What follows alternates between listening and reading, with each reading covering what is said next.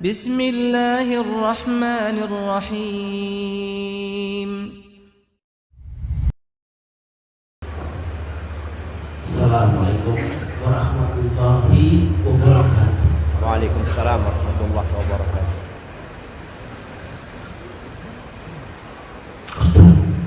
Dari tadi tak berhenti lagi.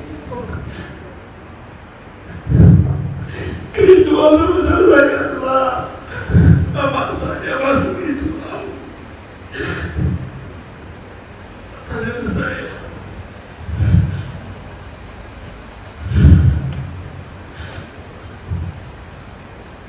anak ke-11 dan 11 bersaudara. Alhamdulillah saya mendapatkan hidayah masuk Islam sekitar 4 tahun lebih yang lalu. Dan tadi Ustaz membicarakan tentang ibu, mulianya ibu, pentingnya seorang ibu. Bagaimana nasib saya? Selalu berharap ibu saya masuk Islam. Sudah berdoa, sudah semuanya, sudah mengirim bahkan tiap minggu, tiap bulan berdoa meminta, Bu, Mak, datanglah ke sini, akan ku biayai semua hidup. Umur ibu saya sudah 74 tahun.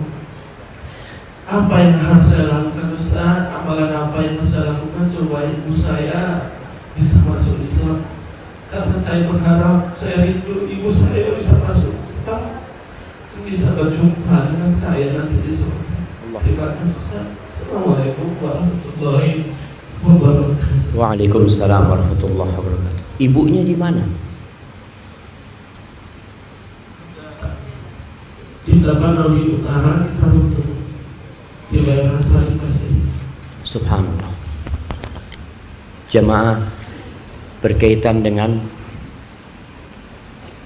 orang tua yang belum dapat hidayah, apa tugas kita? Pernah Al-Auza'i ini seorang alim ulama yang tempat tinggalnya di Libanon. Suatu saat ketika dia isi kajian, dia lihat ada orang baru. Ditanya, dari mana engkau? Dari Tustar, sebuah negeri di Iran sana, yang kebanyakan orang sana itu agamanya Majusi. Ditanya sama Al-Auza'i, orang tuamu Muslim? Enggak, Majusi. Ini datang jauh dari sana mau belajar sama Auza'i. Apa kata Auza'i? Aku nasihatkan engkau, pulang engkau ke sana. Siapa tahu orang tuamu dapat hidayah lewat tanganmu. Kalau engkau tinggal orang tuamu, gimana dia akan dapat hidayah? Pulang orang ini.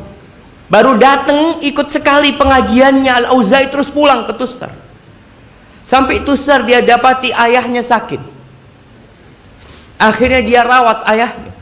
Dirawat ayahnya bingung. Nak, engkau itu agamanya apa, nak? Kok aku lihat engkau begitu baiknya, nggak seperti anak-anak yang lain.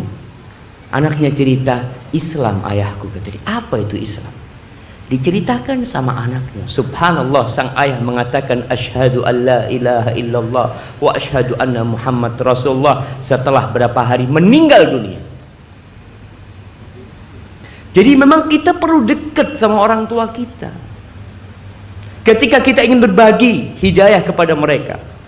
Sebagian orang jauh, sulit ketika antum hanya kirim sesuatu buat orang tua, antum hanya telepon orang tua, antum hanya menjenguk orang tua sekali dua kali, kemudian antum tinggal puluhan hari di tempat lain.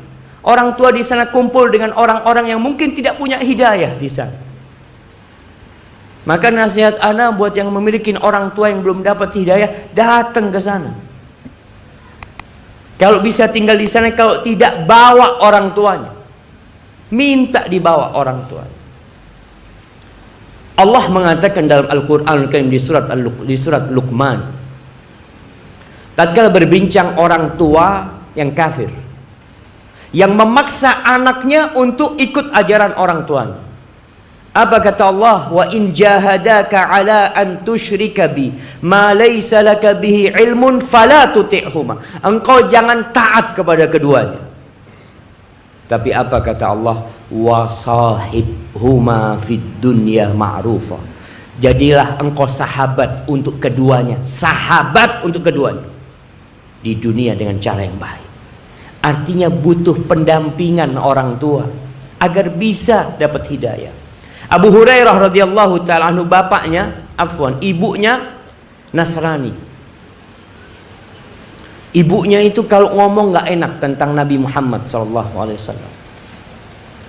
Sampai suatu hari di Medina, ibunya Abu Hurairah ini ngomong sesuatu yang nggak enak, akhirnya Abu Hurairah keluar rumah. Masya Allah, hujan. Allahumma sayyiban nafi'an. Kalau turun hujan, jangan dicela hujan.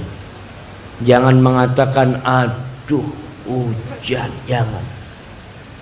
Nabi SAW kalau turun hujan mengatakan Allahumma sayyiban nafi'an. Ya Allah, jadikan hujan yang bermanfaat. Itu doa Nabi SAW. Kembali kepada cerita Abu Hurairah radhiyallahu taala anhu. Akhirnya Abu Hurairah keluar dari rumahnya. Dia datang menjumpai Nabi Muhammad sallallahu alaihi wasallam, mengatakan, "Ya Rasulullah, ud'ullaha li ummi Abi Hurairah." Wahai Rasul, alaikas salatu wassalam ya Rasulullah. Aku minta kepadamu agar berdoa buat ibunya Abu Hurairah supaya dapat hidayah. Apa kata Nabi SAW? Allahumma hdi umma Abi Hurairah. Allahumma hdi umma Abi Hurairah. Allahumma hdi umma Abi Hurairah. Abu Hurairah pulang. Itu doa naik ke langit sampai rumahnya diketuk. Mau masuk rumahnya, kata ibunya Abi Hurairah, ala risik, tunggu dulu. Ibunya sedang mandi. Ditunggu sama Abu Hurairah. Ketika selesai mandi, dibukakan pintunya. Ibunya mengatakan, asyhadu an la ilaha illallah wa asyhadu anna Muhammad Rasulullah sallallahu alaihi wasallam. Maka nasihat anak, dampingin orang tua kita yang jauh dari agama, dampingin. Itu salah satu cara untuk berbagi hidayah dengan keduanya. Kalau tidak bisa mendampingi, maka sering-sering pulang, sering-sering duduk sama dia. 3 hari, 4 hari, sepekan, 2 pekan, balik lagi ke tempat merantaunya. Karena ingat, itu pintu surga yang paling indah buat kita. Apalagi antum berharap bisa bersama orang tua di dalam surga Allah Subhanahu wa taala. Hadza wallahu a'lam bissawab. Dan kita berdoa dengan nama-nama Allah yang maha indah dan sifat-sifatnya yang mulia, yang mengabulkan doa orang-orang yang memohon kepadanya, agar Allah memberikan hidayah kepada ibu saudara kita ini dan kepada ibu saudara-saudara kita yang lain yang belum mendapatkan hidayah. Allahumma amin. Baik, untuk pertanyaan selanjutnya, bagi bapak-bapak dan ibu juga yang membawa kertas untuk pertanyaan, bisa langsung kasih ke kami juga, mungkin di sortir. Untuk pertanyaan kedua Pak, silakan, atau ibu-ibu.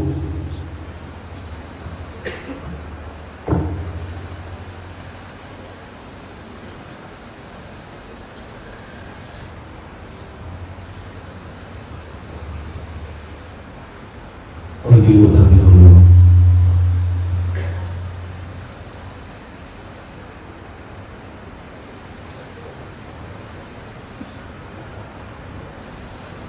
Mic-nya nggak mau baik.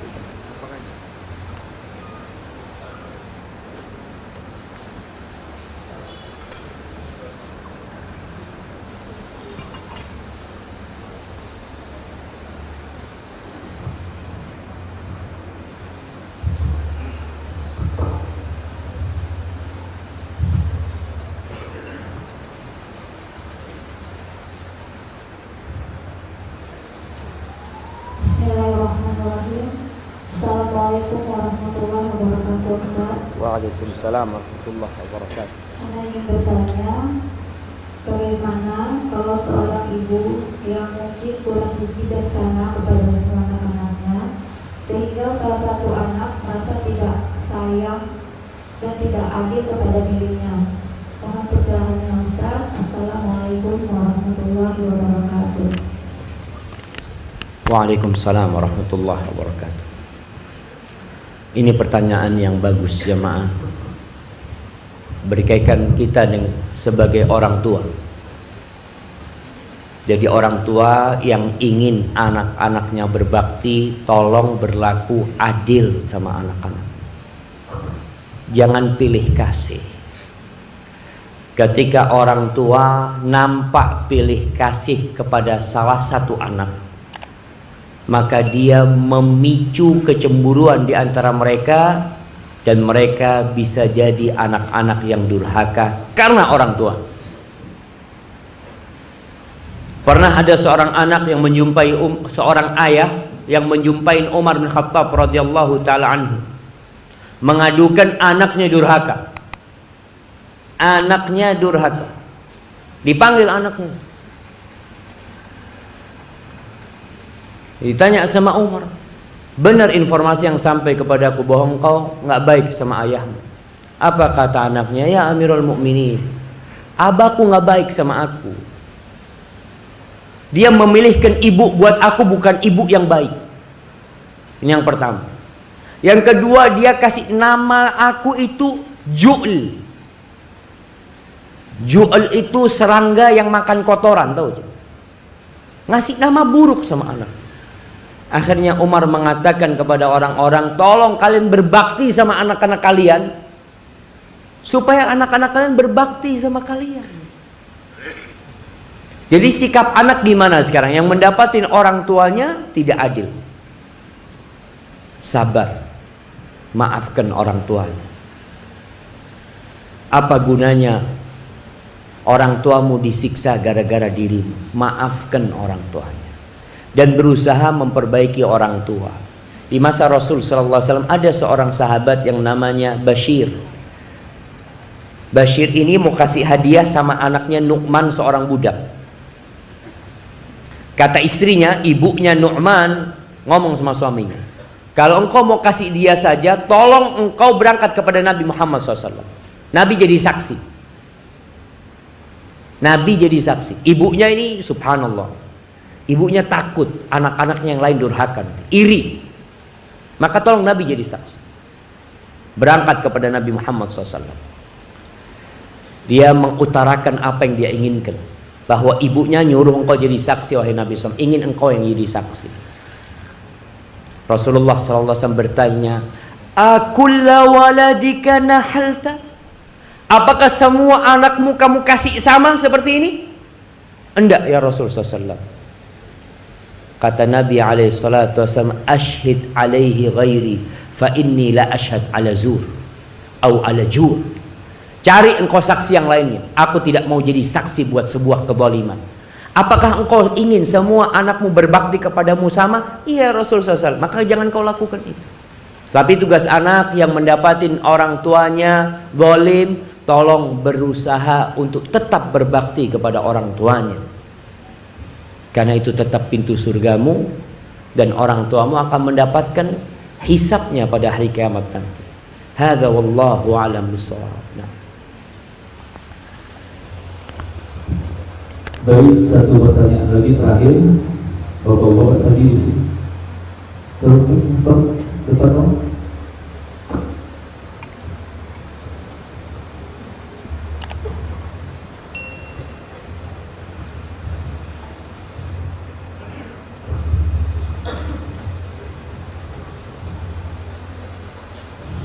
Assalamualaikum warahmatullahi wabarakatuh.